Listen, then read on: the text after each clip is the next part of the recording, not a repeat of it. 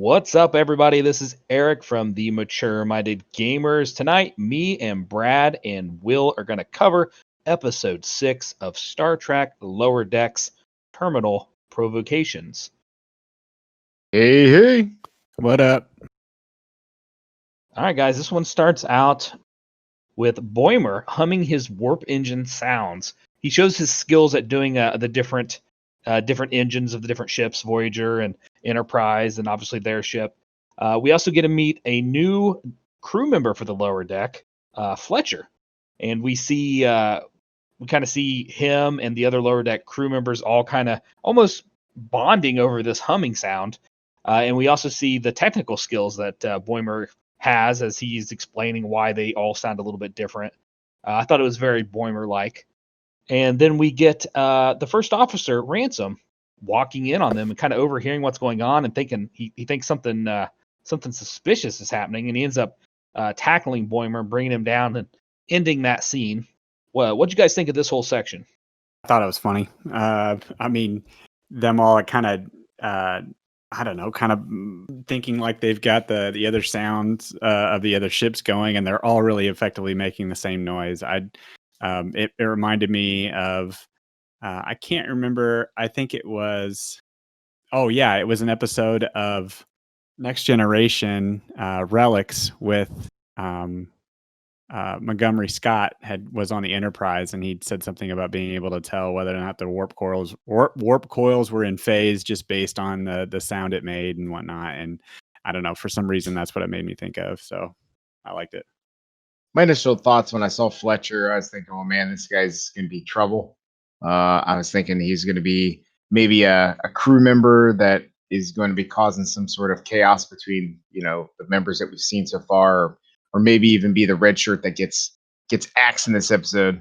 Kinda. We'll get there though, right? So next up, we hear the security officer giving a security log. Lieutenant Shax is talking about how Starfleet is not letting him take his combatant approach to things, and he's kind of annoyed by it. He's always wanting to fire or destroy things, much like Worf. And we get Captain Freeman, who is staying true to her Starfleet protocol and is trying to avoid any kind of hostile actions towards this alien ship, who they reference as the Jarmani, I believe, scavengers. And they are trying to claim the trash that's there in space, which turns out to be 100-year-old wreckage of what looks to be some Starfleet ships. I did notice some of the debris that was floating had NCC 502 on it. I had to look that up. That's actually the USS Darius, which is a Saladin-class destroyer that was on active duty in the 23rd century. It was destroyed during a research mission along with its sister ship USS Alexander by some kind of an energy being from another universe. And that all comes from the Orion Press, which is some Star Trek fan fiction. But I found it kind of interesting that they included that in there. What did you guys think of this whole scene in the scavengers? There's definitely an episode or two that has dealt with scavengers, and I think even cargo ships of that nature. And I think Next Generation, definitely in Voyager, I believe. I didn't look for any actual episode names, but a very familiar situation. I kind of like the fact that the most aggressive person on the bridge is a Bajoran for some reason. I'm not sure why that cracks me up so much, but he's kind of that big burly dude that is always wanting to fight. And I don't know why him being Bajoran makes that funnier, but I mean, other than that and him wanting to fight, and then, I know we're going to get to it later on, but when he finally gets the ability to fire on them, the weapon systems are down, and he's kind of like, oh man, we waited too long. Like, I don't know. I like that. I thought it was kind of funny. Yeah, I liked how it was, Shax just was constantly, as you said, wanting to fire. I mean, that reminded me a lot of almost like every single episode of Next Generation of Worf. Let's go ahead and blow them up. Let's fire these torpedoes. I thought it was pretty good. And how Captain Freeman was just constantly saying, nope, nope, nope. Yeah, Shax even says, I've been really good this month. Let me fire on them. Thought that was a nice little add-in. So next up, we get everyone in the mess hall, and Fletcher is chugging what they reference as puree, I believe. I forget what fruit it was, some kind of fruit. And Mariner is all excited and cheering him on, and she bumps into Dr. Tiana. She's a cat. Yeah, the cat doctor. I think it's Tiana. I think it's how you say it correctly. So she bumps into her, and boy, they get in a little spat. The doctor is not happy. Calls her lower decks and says she's been, she's heard bad things about her, and references Starbase 80, like she needs to go there, like it's almost where all the trouble goes. I had to look this up. So this is actually been referenced a couple of different times. Guinan is there waiting for the Enterprise D to pick her up in the Next Generation's Fortune's Light. That was an interesting little touch that I didn't know. And then also in a Voyager episode called Equinox, Captain Ransom, which is really funny because I didn't know there was already a Captain Ransom, says that he's actually in the captain of another ship that they run into called the Equinox. But anyways, he says that he had visited Starbase 80 in some of his past duties. That's the only thing I can come up with it, but I do think that we are going to get to see Starbase 80 at some point. I think either Mariner, maybe Boimler, both will get sent there, and we'll get to finally see what all this talk is about it. What do you guys think? I think it'd be pretty cool to have that as as kind of like a play of what happens eventually. Maybe it's foreshadowing of what's to come in the season. I don't know. This seemed like a throwaway detail to me. I wasn't, I didn't harvest anything out of it, so I'm not real sure. We also find out that Fletcher is apparently a natural peace negotiator because he comes in with some nachos, calms the cat down, gives her a warm towel to clean up with, and we learn that Boimler and him actually went to Starfleet Academy together. And so they have a little bit of history there. So at this point, I was thinking, Fletcher's going to be like, an asset. Is that kind of what you guys were thinking right now? Yeah, when I learned that they had gone to school together, I began to think, well, maybe, Boimler actually has actual friends, because it never really seems like he gets along really with anybody, and actually likes being around other people. But it seems like this person he does enjoy. So I began to kind of warm up to him a little bit after this, but I was still skeptical of something was going to happen to him. He also references a situation they had in the past was going to eat his heart, but they end up talking him into spitting on his face. Are these the aliens that attacked Picard? Yes, the Okay, Gnosticans. Gnosticans, thank you. But okay, that's where I thought that was going. So, and obviously they stab Picard in the heart. Okay, so next up we get Rutherford and Tendi, and they're discussing what the cargo that is driving everybody crazy might be. And so we get a lot of little call-outs here. We get a reference to a bunch of cryo-frozen princesses. We get a reference to just it being fruit. We also get Tendi thinking it might be original communicators with the clamshell. So this is obviously talking about a lot of things that we've seen before in different Trek. I thought it was a cool little touch. Nothing really more to talk about it than that, unless you guys have something. I didn't know. No, I mean, when I heard about, they said that clamshell communicators, I was just like, man, that'd be so cool to have one of those. So, wait, they do with cell phones. So then we get Tendi admitting that she's never actually spacewalked and she didn't actually complete her training at the academy. She kind of just got I think she referenced it as a B or something, which is not very Tendi-like in my opinion. She seems like the perfect student almost. And so she's freaking out about having to do this potential spacewalk. But Rutherford comes in and says, hey, it's okay. I have a holodeck training program I've been working on, and it's going to, it'll teach you how to do it. And so he also references another callback where he says, pretty much everyone cool has been in a Trek holodeck. And he references Einstein, Socrates, Sherlock Holmes, Robin Hood, Sigmund Freud, Stephen Hawking, and he goes over a couple more too. And, kind of brings back all the memories of all the past holodeck episodes that we've seen in the past, Next Generation, Voyager, Deep Space Nine, all that stuff. When I heard about that, and I was just thinking, man, is this going to be a holodeck episode for the lower decks? Because if you guys listen to our Next Generation podcast, you know that I am not a fan of the holodeck episodes. I think they're garbage. I think they're just waste of space. I was dreading what was coming up next. We're getting there. They don't quite go there next. So the next scene we get is Mariner, Boimler, and Fletcher, and they're doing some lower deck type work on the shields. And they say how they're going to, it's going to take too long to get done. They're not going to have time to go to this choo-choo dance. Fletcher decides, hey, I got this, guys. Go ahead and go. Apparently they already have shirts made, and this is a big deal. And so Fletcher stays to work, and Mariner and Boimer go to this choo-choo dance. They seem to have a great time, and you see that reference a little bit later on. I didn't know what the choo-choo dance was. Did that mean anything to you guys?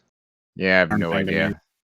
It may not have meant anything. I didn't know. I couldn't correlate it to anything. So, okay, so we'll move on. So next we get them, Rutherford and Tendi actually back on the in the holodeck finally, and he starts the program. And who comes up?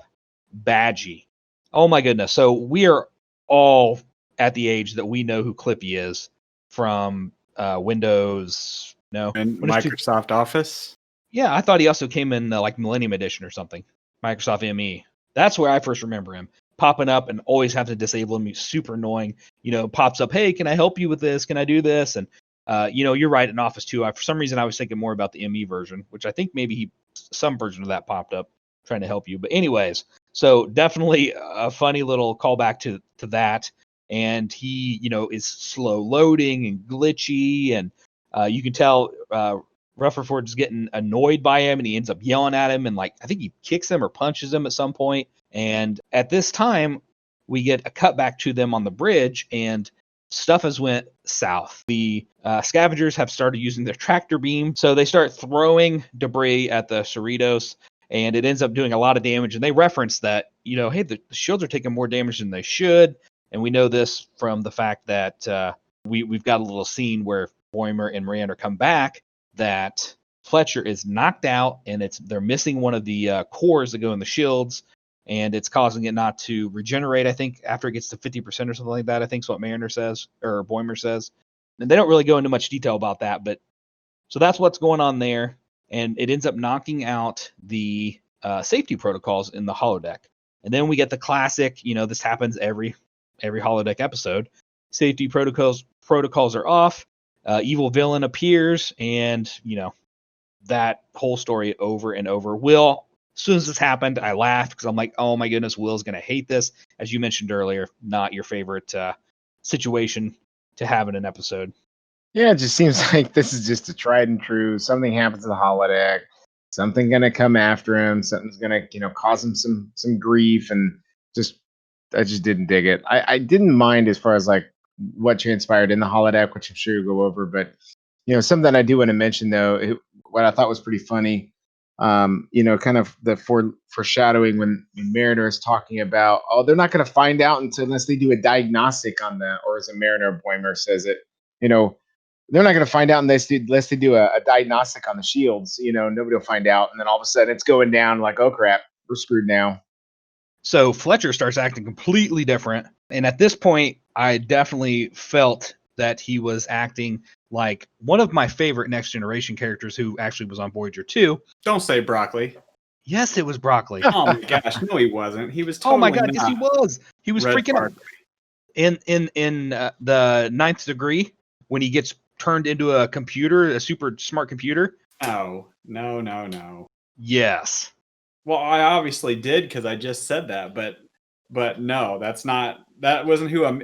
Actually, let me take that back. I only put that together when you started to talk for some reason.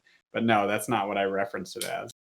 I didn't figure that was a reference at all. He was just kind of a punk coworker that automatically will be like the buddy until something goes wrong. I thought this was more just a reference on normal everyday stuff happening on the ship, and not to an actual specific character. But for some reason, the way you staged that up, I knew you were going to say Barclay.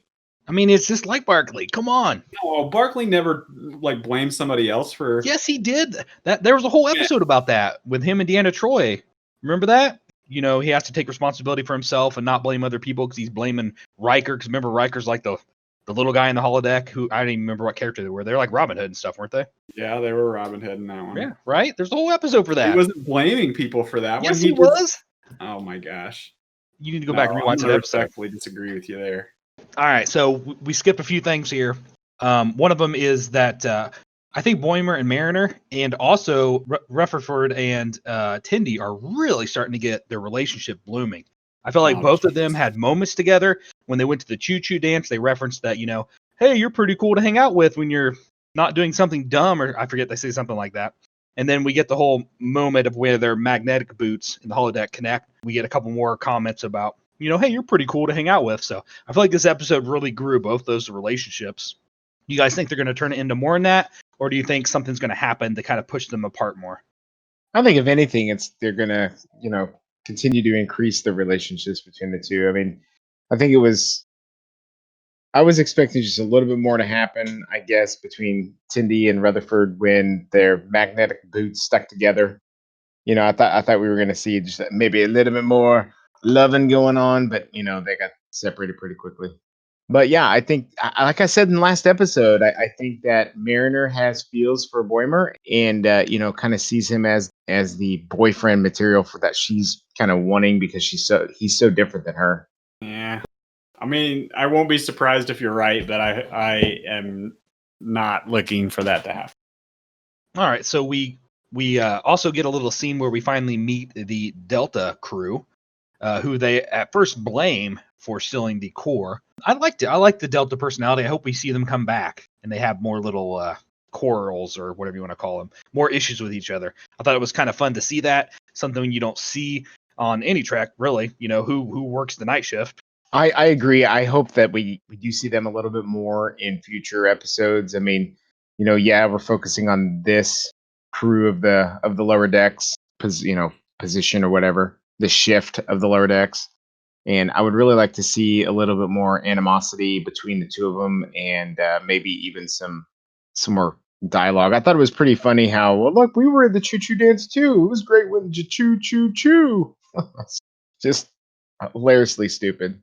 So next up, we get them on the bridge, and Captain Freeman is actually hailing the trash heap and telling them to stop now. And she also tells them to take evasive maneuvers, which the enemy captain references as being a hostile action. Like, what do you mean you're not doing anything? You're taking evasive maneuvers around me, which I thought is kind of funny, because if you think about a lot of Trek episodes where they're trying to avoid conflict, they usually still end up doing something that would initiate some hostile actions. Did you guys get that feeling, or is that just me? Well, just that whatever species that was, they remind me kind of the Ferengi in the earlier part of the Next Generation. Ooh, you're right. That's a good call. I didn't think about that. They were trying to make the Ferengi to be like these mean, vicious people. I completely forgot they went that way with it. Good call. Something I wanted to ask you guys about this race, the Germani. So one thing I wanted to ask you guys about the scene when the Germani ship, starts using the tractor beam to throw debris at the Cerritos. And I begin to think when I was seeing this, and I seen using this tractor beam to throw essentially like rocks, right? How come we've never seen that before? I mean, if you think about it, something massive like that could be used tractor beam. I mean, we may have seen something like that. Oh, they move something in the way, so something gets hit or whatever. But we've never actually seen them use anything like that as a weapon. Why do you think that is? I mean, I know it is a fairly reasonable strategy, but I also don't think that the tractor beam is. I don't know. I'm gonna make some crap up, but I just don't. I don't think maybe the tractor beam is meant to like push or repel or swing things like that. I mean, it does put a lot of stress on the hull of the ship. So I don't know. That's me kind of justifying it. Yeah, I don't know. That's my thought. Okay, well, something else though. Remember when he was like, they were like raised shields? Yeah, I know. I have that in my notes too. Yeah, you can't have a tractor beam with shield. Right. That's exactly where my head was going. I was like, well, wait a minute, that doesn't work. Yeah. Well, and also at the beginning, you see both of them tractor beaming the trash out there. So like, why they didn't just use their tractor beam to stop it from hitting their ship? And yeah, I agree. I totally had the same thought on that. Like, this is ridiculous, but we're at the point where you really wouldn't have much of an episode without it, I guess. That's probably why they went with it, maybe. But I do agree. It didn't make any sense. All right, so we go back to Boimer, Mariner, and Fletcher, and they continue to be looking for the missing core. So Fletcher's story keeps changing at this point, so it's making him look more and more suspicious. They end up going back to the lower deck bunks, and they find the core sitting in Fletcher's bed. He finally tells the truth and says that he was trying to make himself smarter because he couldn't handle setting up the core by himself, and so he tried merging himself with the core. and we get a nice little, cut back scene to him doing it. And again, this reminds me of a lot of Barclay and Ninth Degree that I mentioned. We kind of see it starting to go crazy at that point. It becomes alive and it starts trying to pick up more technology and make itself smarter and stronger. And we get the scene of Boimler and Mariner dragging it through the ship, trying to get it out of the ship. And they finally do get it close, but it breaks. It gets too big. So they happen to get it right at an airlock. And so they're able to send it out. They're like so happy at the very beginning part. And then they realize it's actually going right for the enemy ship. What do you guys think? Any thoughts on this? I can see where you're coming from, that, Fletcher kind of reminds you of Lieutenant Broccoli. Now, the reason I say that is, like we saw with Barclay, was the fact that he becomes that genius at one point, and how Fletcher's wanting to become a genius, and it kind of corresponds together. But what would happen if went the opposite direction, went wrong, and then also, I can kind of see where you're coming from with how you thought this character was very similar. He had more confidence though than Broccoli ever had, or Barclay. Not at the Jean end Picard. there. After he lost it or imprinted that into his whatever happened into his brain, or his brain into the machine, man, he was like a totally different person. It was weird. It was almost like he couldn't handle the stressful situation. Like he was all cool and calm at the beginning, and was able to diffuse that situation, and then something bad happened, and he was going to be in trouble. Man, he just lost it, like blaming Q and all, trying to make up all kinds of crazy stories. Right, that's what I'm saying. He's more like the Barclay that we know. He's not confident anymore. He's unsure of himself. He doesn't have the kahunas that he had. I don't think Barclay ever had that kind of confidence though at the beginning until Right. after, yeah. It's almost like the exact opposite of what happened with Barclay's storyline. You know what I mean? It's almost like in this one episode we have the exact opposite. We have this calm, cool, collected, great officer, and then all of a sudden stuff happens, tries to integrate himself with the computer, and then becomes unsure and nervous. Mm-hmm. All right, so now we cut back to the holodeck. Badgie, it's the actual name, aka Clippy, is still chasing them down. They've switched environments a couple times, but he's relentless. And they do notice that he is affected by the environment, and so they switch to a cold environment. And we get Rutherford getting tired of running. He turns around to confront Badgie, and they fight it out. Badgie stabs him, does a lot of damage, almost ready to finish him off. But then he starts to freeze, twist his neck, or his badge, whatever you want to call it, and snaps his neck, finishes him off. And you see him start to cry, like he just killed his own creation. And then all of a sudden, the ship's safety protocols come back online, everything reboots, and there's Badgie back to his normal self. Except at the end, when they close it up, he kind of twitches, giving me a lot of memories of Moriarty. You think he's going to be a reoccurring character? He might come up again. Yeah, I hope not. I think it's conceivable he will. Definitely left it open, didn't they? All right, so closing out the episode, we get Fletcher. Mariner is actually like, I'll tell you exactly what happens when they come asking questions, the bridge crew does. And it ends up propelling Fletcher into almost a hero status. And he gets promoted, and he gets a promotion that actually takes him off of the ship and onto the Titan. Nice reference to Riker's ship that he becomes captain of at the movie Nemesis. And then we get a cut back a week later, and he's already been fired for throwing trash into the warp core. Mariner and Boimler do not seem surprised. And when he starts asking about, getting back on their ship with them, they start making up fake issues. They're losing the signal. And I think they blame Q on it, which was funny. And Mariner pulls out some keys. And I think she says, I had the keys to the captain's yacht. Is that what she said? Yep. Okay. And it looked like there was a Tribble as the key ring. So was that a holodeck program? Is that what you guys are going with? No. I mean, the captain's yacht is something that's installed on most modern starships. It's kind of like their private shuttlecraft. I did not know this. Are you serious? Yeah. I've got the Enterprise. I mean, it's as far back as Next Generation. I don't ever remember this being referenced. Picard had his own shuttlecraft? Huh? Picard had his own shuttlecraft? Yeah. I don't think I knew that. Did I just lose my Trekkie license? No, I mean, it's not something that the only time that they ever really used it in anything on screen was during First Contact. I think the only way I knew about it is a buddy of mine, Ben, told me about it a long time ago, and we had a long conversation about where it was and everything. Huh. I did not know that. Well, it makes more sense now. I thought it was a holodeck program for some reason. And so I thought maybe we would get a reference to that later, what the hell that is. Like if it was really a holodeck simulation of like a yacht. I had no idea. All right, did you guys Well, now pull you know. any? Well, you're right. Now I do know. Did you guys pull any other Easter eggs or references out of this episode that we didn't cover? No, not really. I mean, we covered them all that I found. I got another question for you guys though. So at the end, when Rutherford is, kind of wrestling with Clippy or Badgie, do you think that Tindy actually overheard Rutherford telling Badgie his feelings about Tindy, what he thought about her? Because like at the end there, he kind of like faded away or whatever. It seemed like Tindy was standing literally right there, and she didn't do anything to try to fight him or help defend Rutherford or anything. No, he when he turned to confront him, he told her to keep going. Yeah, but after Badgie was like dying at the end there, Tindy was literally right there. I'm sure she just ran back right at the right moment. Okay. Yeah. Well, just a thought. I didn't get the impression that she heard it, but I did think it was really, really touching for him to say that about her. Just basically cementing their relationship.